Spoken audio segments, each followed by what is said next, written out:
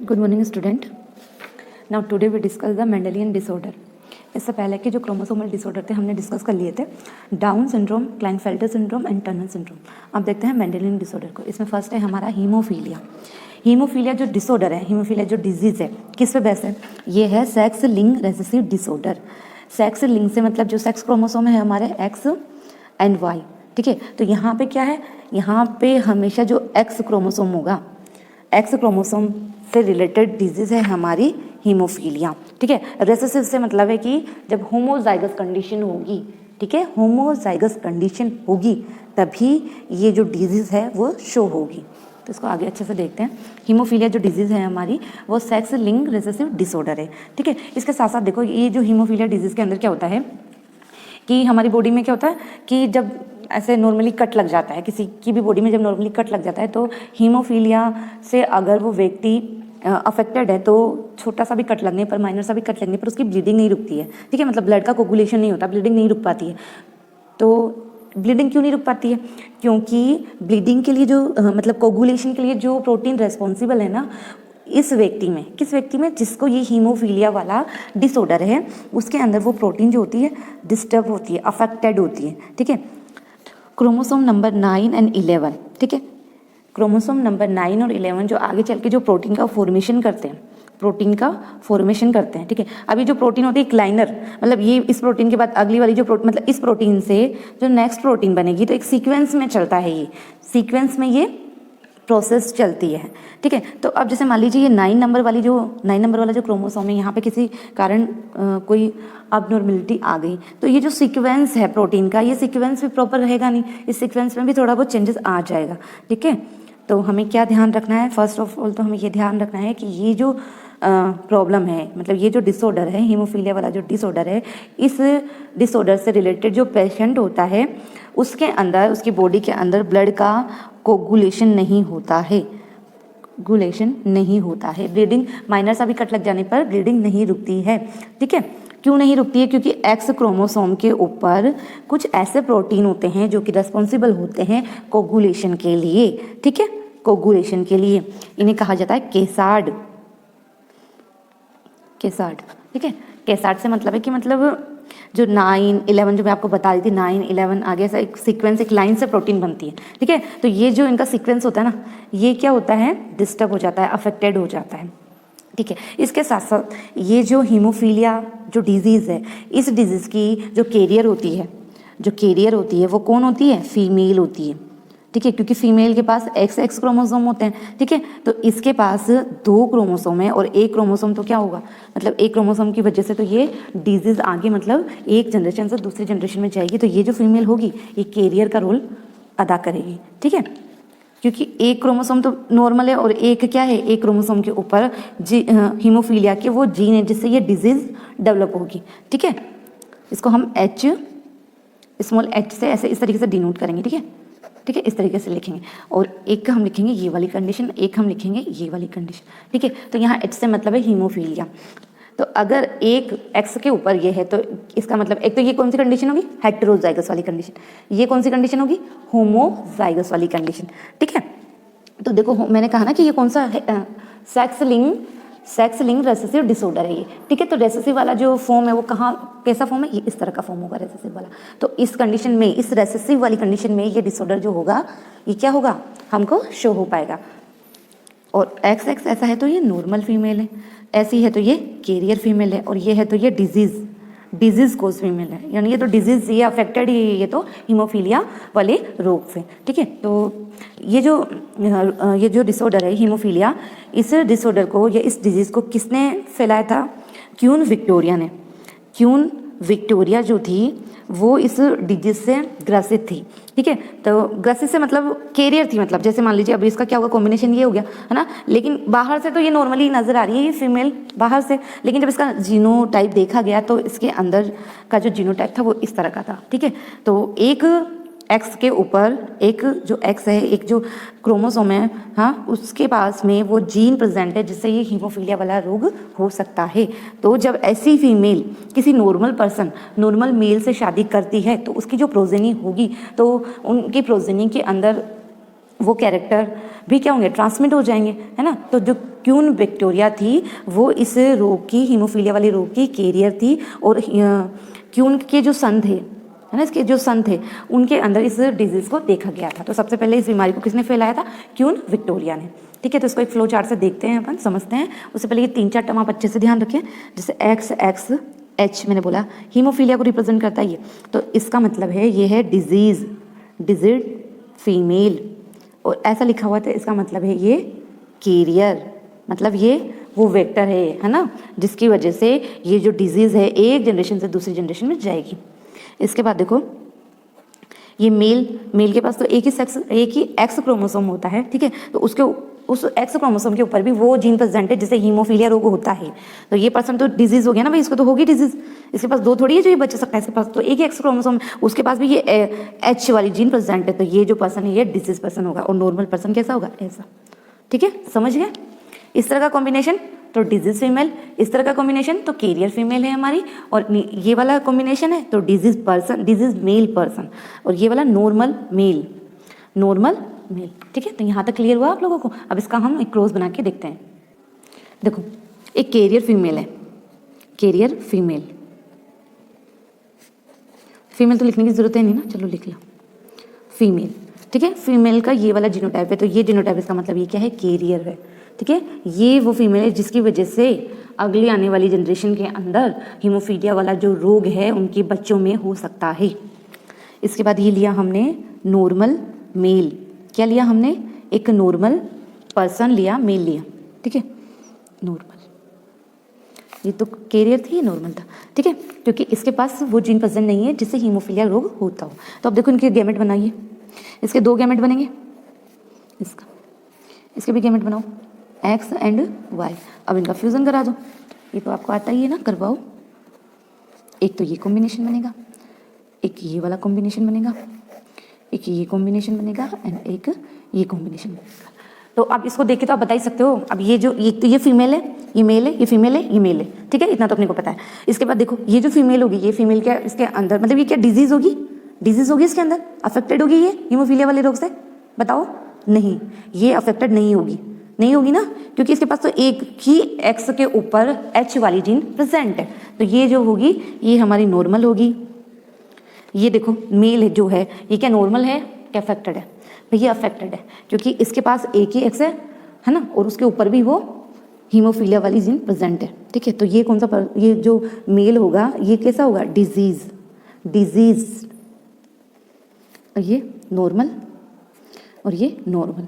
ठीक है, अब बाहर से देखने में तो ये नॉर्मल ही होगी ना, अंदर से इसका जीनोटाइप इस तरह का होगा। ठीक है, बाहर से तो देखेंगे फिनोटाइप तो क्या होगा? नॉर्मल। इसका फिनोटाइप कैसा होगा?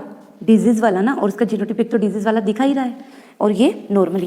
ठीक है, तो इस तरीके से मतलब ना क्रॉस आ सकते हैं आपके एग्जाम में, और वाइवा के अंदर भी आपको एग्जामिनर इस तरीके से क्रॉस बनाने के लिए दे सकता है कि एक ऐसी फीमेल है जो कि जिसके अंदर अगर मान लीजिए ये जैसे ये वाला कॉम्बिनेशन दे दिया आपको एग्जाम में, ये एग्जामिनर ने दे दिया आपको कि एक फीमेल है जो कि हीमोफीलिया रोग से ग्रसित है, उसकी मैरिज करवाते हैं एक नॉर्मल पर्सन से। ठीक है, नॉर्मल पर्सन से, नॉर्मल मेल से, तो उनकी जो प्रोजेनी होगी, तो उनकी प्रोजेनी के अंदर क्या आप बता सकते हो कि प्रोजेनी के अंदर जो मेल या फीमेल जो भी होगा कितने % डिजीज होगी, नहीं होगी? तो फिर आप कैसे करोगे इस तरह के सवाल को? इस तरीके से। ठीक है, उन्होंने बोला कि डिजीज फीमेल है, तो ये कॉम्बिनेशन लिखेंगे, नॉर्मल के लिए ये लिखेंगे। इसके बाद इसका देखो हमने बनाया गैमेट, बना दिया, ये X ये Y। ठीक है, इसके बाद देखो अब इसको H, इसका देखो इसका ऐसे X H X and X H and Y। तो ये 4 कॉम्बिनेशन बन गया हमारे। अब ये फीमेल है, ये मेल है, ये फीमेल है, और ये मेल है। ये कैसी होगी? कैरियर ही होगी ना भाई, कैरियर ही होगी। लेकिन हम बाहर से देखेंगे, फिनोटाइपिक देखेंगे तो क्या होगी? नॉर्मल। ये जो चाइल्ड होगा, ये जो बेबी होगा, मेल बेबी, मतलब बेबी बॉय, जो बेबी बॉय होगा वो कैसा होगा? डिजीज होगी इसके अंदर।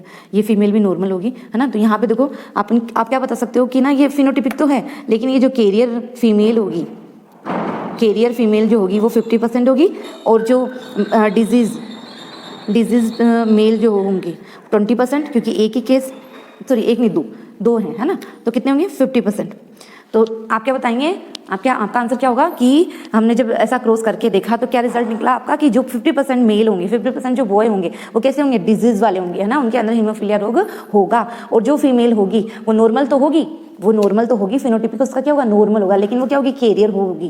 ठीक है, तो इस तरीके से आपसे क्रॉस क्वेश्चन किया जा सकता है एग्जाम के अंदर। तो ये था हमारा हीमोफीलिया डिजीज। अब नेक्स्ट हम देखते हैं कलर ब्लाइंडनेस। अगली ये मेंडेलियन डिसऑर्डर में है colour blindness.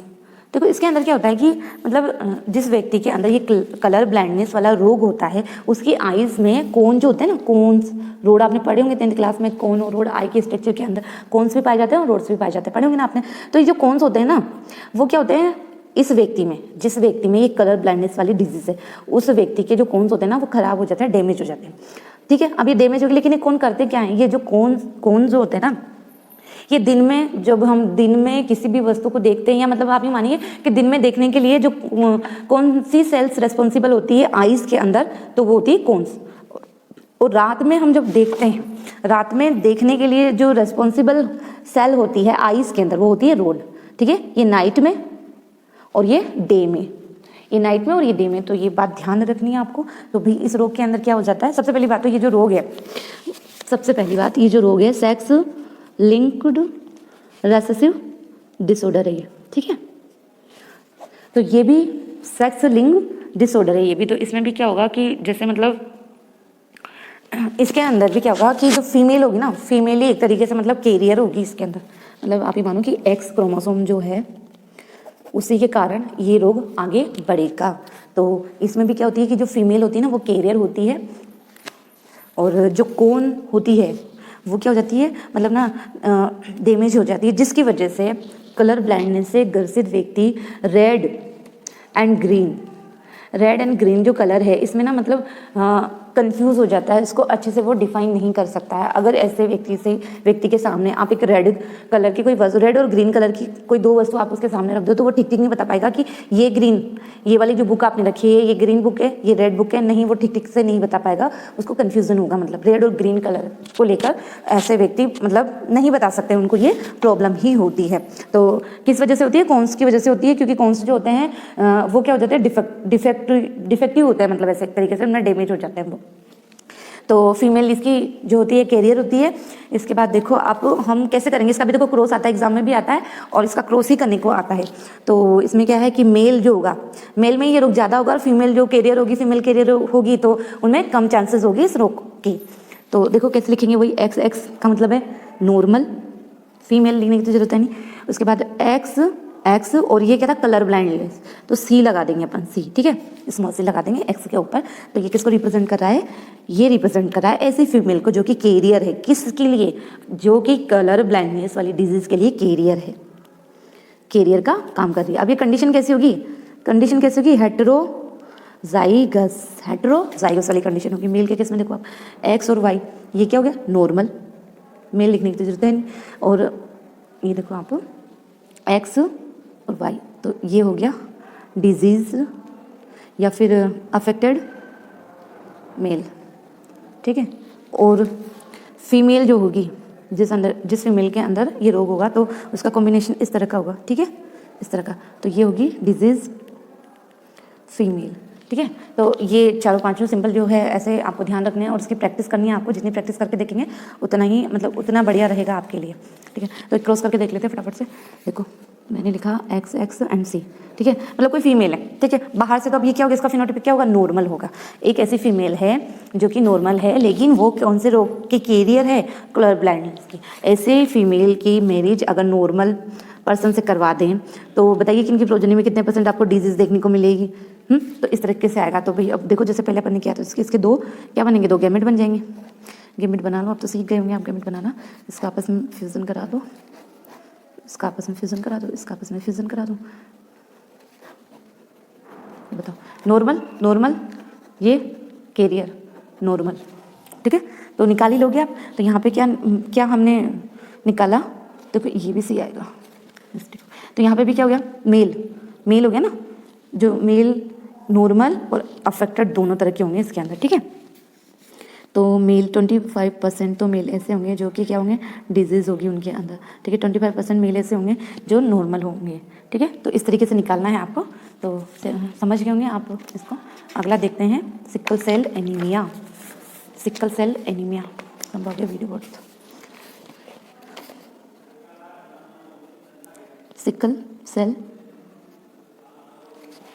Sickle cell anaemia, ठीक है। अब देखो इस डिजीज़ के अंदर, डिजीज़ क्या डिसऑर्डर के अंदर क्या होता है, इसके अंदर सबसे पहली बात, अभी तक जो हमने वो 2 पढ़े वो थे क्या, सेक्स लिंक रेसेसिव, लेकिन ये क्या है, ऑटोसोम लिंक्ड रेसेसिव ट्रेड्स, ठीक है। ऑटोसोम से मतलब है कि जो 1 से लेकर 22 पेयर के जो नंबर के जो क्रोमोसोम्स होते हैं ना, उससे रिलेटेड है ये डिजीज, ठीक है। इसमें एक्स वाई का कोई रोल नहीं है, ठीक है। इसके साथ साथ देखो इसका कोई रोल नहीं है, तो वो यहाँ पे क्या होती है, वो जीन जो कि कंट्रोल करती है, एक सिंगल जीन है, एक सिंगल पेयर जीन है जो कि कंट्रोल करती है इस डिजीज को।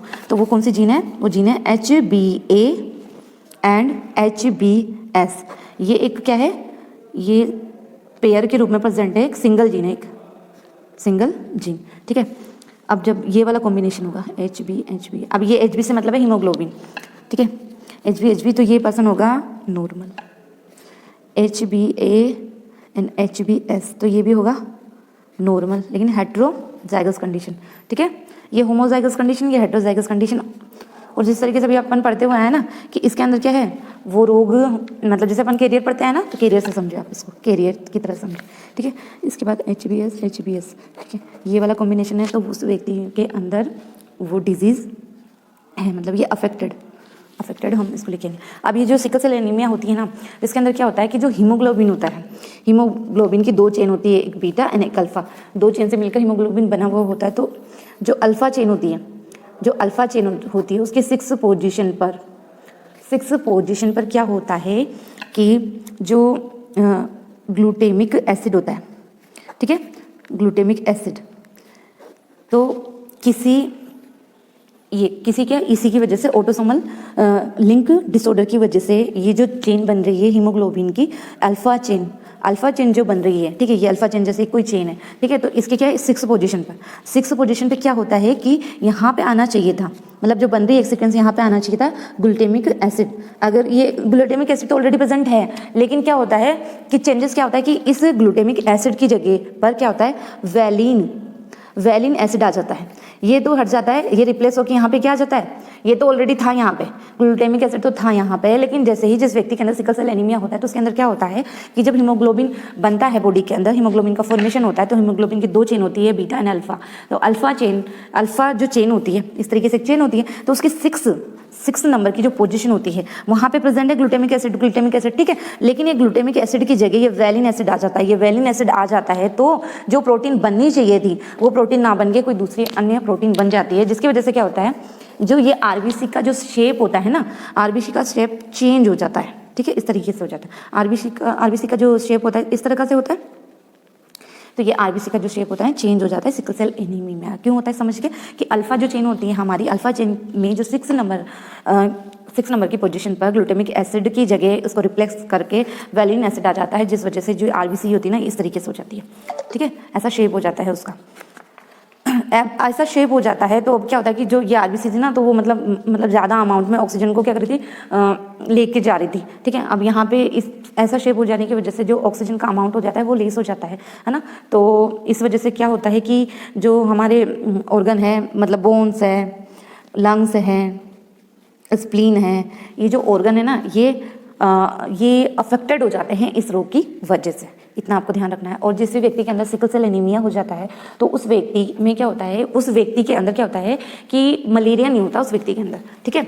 जो व्यक्ति सिकल सेल एनीमिया से ग्रसित होता है उस व्यक्ति के अंदर मलेरिया रोग नहीं होता है, ठीक है। वो मलेरिया के लिए रेसिस्टेंट होता है, मलेरिया रेसिस्टेंट हो जाता है वो व्यक्ति, ठीक है। आपको पता है मलेरिया होता है बॉडी में, फीवर आती है अपने को, है ना। और आपको पता है मलेरिया किस वजह से होता है, प्लाज्मोडियम की वजह से।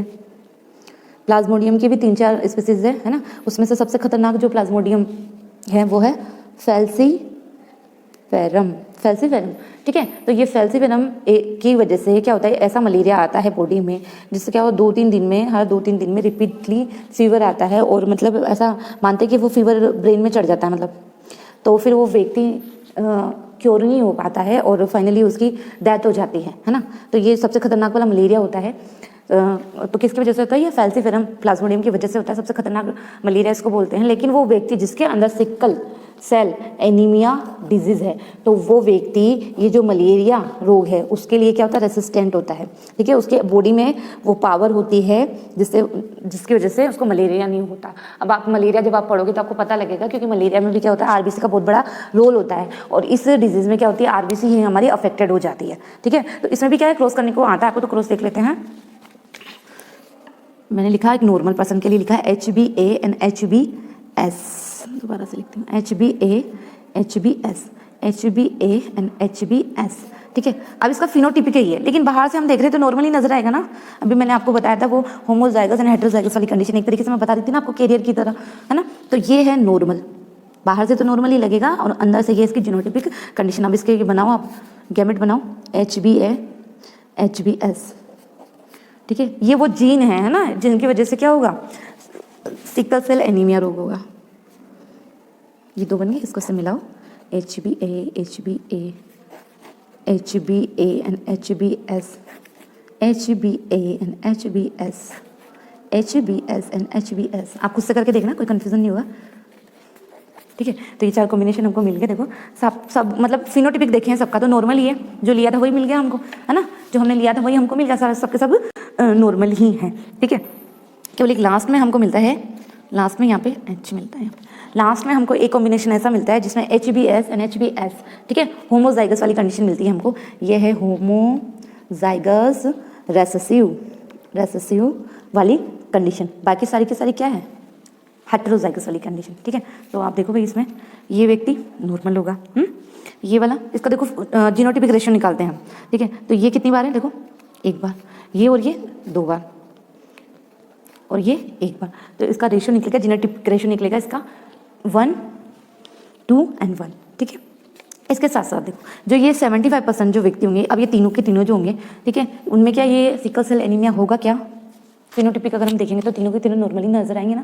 मैंने आपको बता ही दिया था, HbS एंड HbS ये वाली कंडीशन होती है, ये वाली कंडीशन होती है, तो वो व्यक्ति होता है उस सिकल सेल एनीमिया रोग से ग्रसित, ठीक है। तो यहाँ पे केवल एक ही कॉम्बिनेशन मिल रहा है ना। तो 75% पर्सन होंगे नॉर्मल और 25% होंगे डिजीज अफेक्टेड, ठीक है। तो इस तरीके से हमको करना, आप ना इसको चेकर बोर्ड की मदद से भी कर सकते हैं, मैं करके बताती हूँ आपको, उससे क्या कन्फ्यूजन नहीं होगा आपको करने में। HbA HbS, ठीक है, HbA HbS, ठीक है, मिला दो इसको से, HbA HbA and HbS, HbA and HbS, HbS and HbS, ठीक है। निकाल ही सकते हो। अब ये चेकर बोर्ड बनाने के बाद आपको इसमें से कुछ भी पूछे तो आप आराम से इसका आंसर निकाल सकते हो कि कितने % डिजीज वाले होंगे, कितने नॉर्मल होंगे, कितने कैरियर होंगे, ठीक है। तो जीनोटिपिक एंड फिनोटिपिक आप इसमें से बता सकते हो। तो ये था सिकल सेल एनीमिया, जिसके अंदर हमारी जो आरबीसी होती है उसका शेप चेंज हो जाता है, ठीक है। तो नेक्स्ट अगली क्लास में डिस्कस करेंगे।